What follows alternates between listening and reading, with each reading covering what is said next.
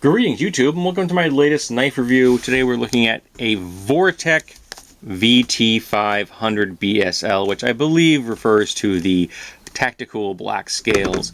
I don't know if this was available in any other colors, but I really liked the look of this in this color. I think it's appropriate to it.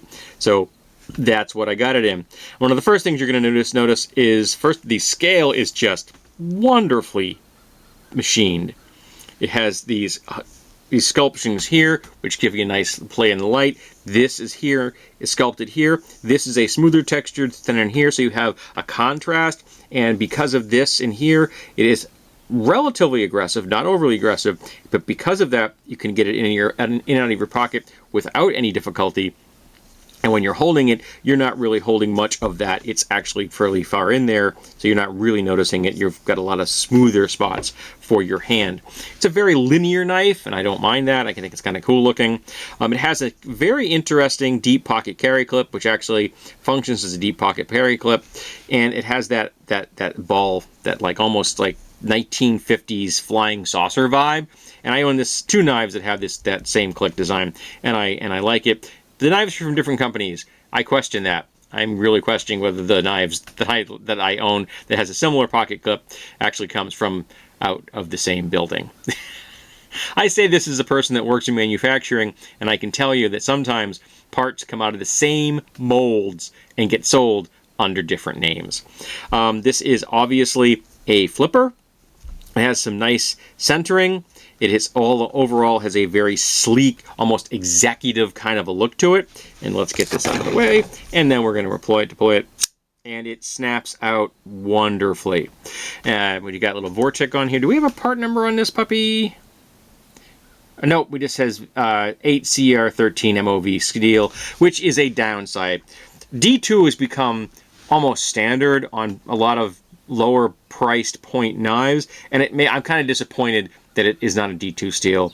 But you know, you can't have everything. This is a hollow grind, not my favorite. I prefer a flat grind. But overall, I liked the look of this enough that I wanted to check it out, and I'd never purchased a knife from Vortek before, so I wanted to see how their quality was, and their quality is excellent. By the way, the flipper has this little hole in there, and the hole is not 100% centered. It doesn't do anything, so the fact that it isn't 100% centered isn't a problem. However, it is perfectly in line with that pin, so maybe they were lining it up with the center pivot as opposed to being centered in the flipper. I'm not sure. I'm not the guy that designed the aesthetics on this thing. We have two nicely machined liners here. This is got a bevel on it, and the bevel out here is also nice, so when you're flipping it, you're actually pushing, your finger goes a little bit into the scales themselves, which really means that you're going to have a full deployment. You're not going to worry about your finger bottoming out on flat scales. It gets to go a little bit further, and it's also very comfortable. Now, the scales on this are identical. What do I mean by that? These two scales were punched out of a piece of steel, and they are exactly the same shape. The only difference is that this one has a slot for a liner for the liner lock, but the slot does nothing. So it's kind of semi-skeletonized. But on this one, they freed it up and they put in this little cutout or made a cutout here so that you have the ability to flex it. So this is an economic method of producing scales that can be used on either side of the knife, which is beautiful. And then you just modify one of them to become the liner lock. This is the second knife I have like this. The other one is, again, is exactly the same design as this one, which is why I'm saying I think they come out of the same company, even if same building, even if they have different company names.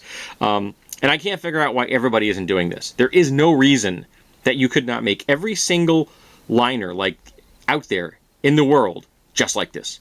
Punch them out so that both sides are identical, and then you just machine out the bits that you need to turn one or the other into a functioning liner lock. It also means it would be very simple for you to make a southpaw liner lock, and I think that's a missed opportunity. There are people out there, I think, who would buy a knife specifically because it was made from the factory for a person who is left-handed. in my opinion, that is money being left on the table. Somebody should do something about that. Has a wonderfully open construction, a single sculpted standoff. That just looks nice, I think. Not to mention, it's really easy to keep clean because you just blow it out with an air hose and you're good to go. And even if you don't have an air hose, it isn't hard to get a Q-tip in there and wipe that out if you want to. Again, liner lock. Oh, sorry, it's kind of hard to do when I'm at table height. But liner lock, very comfortable, no problems. This is, if you come up here close, you have the advantage of having the stop on your thumb, which I like. When you can then close it this way, that makes it safe for closing. And if you can get it to drop vertically, again, with it stopping on your thumbnail like that, you get your hand out of the way, and then you go like that. There you go.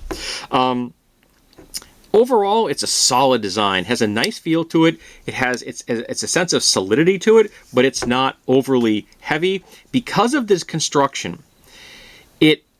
It just, the way that the blade sits in there, it almost has a look of a bar of steel in some ways. And my brain is looking at this going, it's a solid bar of steel, but it's not, because bingo, and you're deployed. Now, this is nicely polished. That is nicely polished. I actually don't think the back of the blade is all that nicely polished. I think they should have polished this up a little more so that it matched the liners more.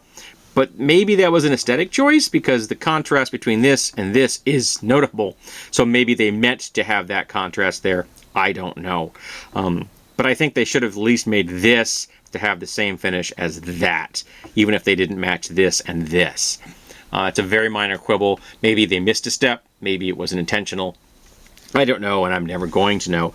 It came out of the box with quite a usable edge, and because it is hollow grind, it is a pretty decently thin behind the edge, which means it's going to be a pretty solid a pretty solid slicer. Just a really sleek design, and again, I think it makes a very nice kind of almost, like I said, almost of an executive vibe. Though it is a little bit big for maybe some office environments, but it's not over that wide. And it almost looks like a steak knife in some ways. So maybe you would not make people nervous when you deploy it. Maybe you would. Some people can be weird around knives. If you're a person that collects knives and carries knives, you have experienced that yourself. Just a solid little blade. I really like this, and I may check out some other Vortek knives, both to see if their quality is consistent, and also to see if they are also, in my opinion, coming out of the same building as some other knife brands out there, because that really wouldn't surprise me. It makes sense. If you can get sales from multiple named brand lines, even if they are coming from the same building, why not? The cost of printing up different boxes is pretty darn low. So this has been the Vortek VT500. Nice little knife. It's good enough that I'm going to go seek out some other Vortek blades and see if they also have similar qualities and maybe some nice aesthetics that I also enjoy. So if you yourself have ever carried this, or you yourself know that the Vortek knives do in fact come out of a building that is also used by another company, I would really appreciate knowing that. Thank you. Have a good day.